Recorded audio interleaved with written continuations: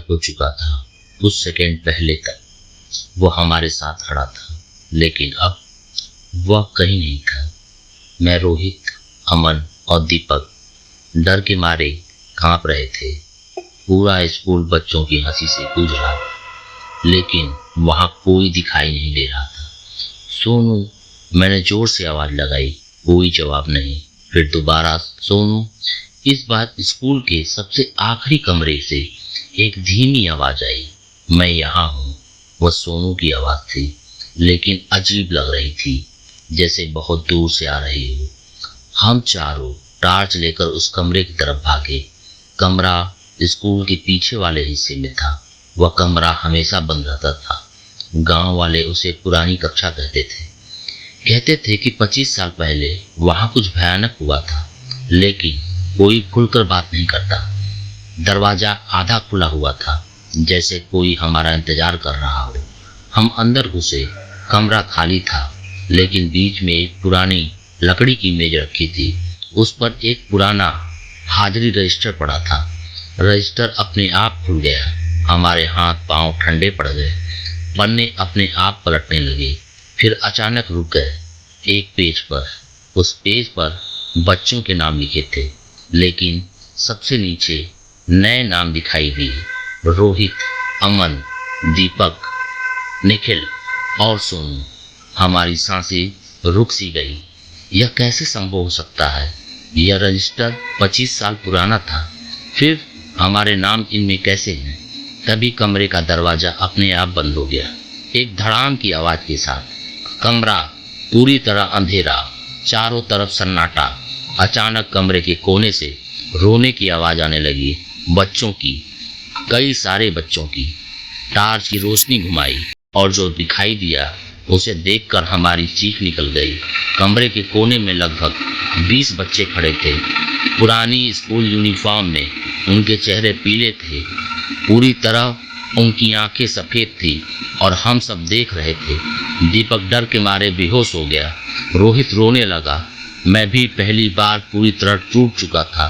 तभी उन बच्चों के बीच एक लड़का बाहर आया, लगभग 12 साल का।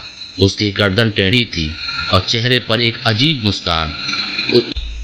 उसने हमसे कहा, हमें हमारे सर ने यहाँ बंद कर दिया था, हम कुछ समझ नहीं पा रहे थे। लड़का बोला, 25 साल पहले स्कूल में आग लगी थी। हम मदद के लिए चिल्ला रहे थे, लेकिन किसी ने दरवाजा नहीं खोला। हम यहीं सब मर गए। जैसे ही उसने यह कहा, पूरा कमरा बदलने लगा। हमारे सामने वही पुराना दृश्य दिखाई देने लगा, आग, धुआं, चीखते बच्चे, बंद दरवाजे। अब हमें समझ आया कि स्कूल क्यों बंद हुआ। गांव वालों ने सच्चाई छिपाई थी। तभी भीड़ के पीछे हमें सोनू दिखाई दिया। वो बच्चों की भीड़ में खड़ा था, बिल्कुल शांत। सोनू, मैं चिल्लाया, लेकिन उसने कोई जवाब नहीं दिए। वह धीरे धीरे हमारी तरफ मुड़ा और हम सबकी चीख निकल गई। उसकी आंखें पूरी तरह सफेद हो चुकी थी। उसने मुस्कुराकर कहा, मैं अब इनके साथ हूँ। मैं रो पड़ा, सोनू चल वापस चलते हैं। लेकिन तभी सारे बच्चे हंसने लगे। पूरे स्कूल में गूंज उठी उनकी हंसी। अचानक जमीन हिलने लगा, छत टूटने लगी, दीवारों में दरार पड़ गई। सफेद आंखों वाला वो लड़का चिल्लाया, भागो, सूरज निकलने वाला है। हम तीनों दीपक को उठाकर गलियारे से सीढ़ियों से होते हुए मुख्य गेट की तरफ भागे। पीछे से सोनू की आवाज आई, निखिल। मैंने आखिरी बार उसे पीछे मुड़कर देखा। सोनू स्कूल के दरवाजे पर खड़ा था। वह मुस्कुरा रहा था, लेकिन उसकी आंखें इंसानों जैसी नहीं थी। अगले ही पल पूरा स्कूल धुएं में गायब हो गया, जैसे कभी यहाँ था ही नहीं। सुबह गांव वालों ने हमें खेत में बेहोशी की हालत में मिले। हम चारों जिंदा थे, लेकिन सोनू नहीं मिला।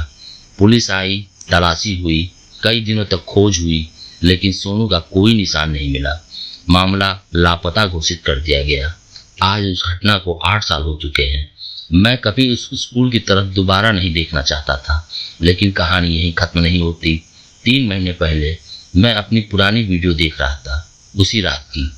वीडियो के आखिरी फ्रेम में जब हम स्कूल से भाग रहे थे, कैमरे ने कुछ रिकॉर्ड किया था जो उस रात को किसी ने नहीं देखा।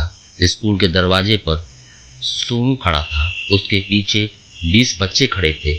मैं उन सबकी बीचों बीच एक और नाम रजिस्टर में जुड़ता दिखाई दे रहा था। वह नाम था निखिल। इसके बाद वीडियो अपने आप डिलीट हो गई। मैं उसी रात के बाद मेरे घर के बाहर ठीक 12 बजे स्कूल की घंटी बजने लगी और मैं इस सदमे से आज तक कभी वापस नहीं आया।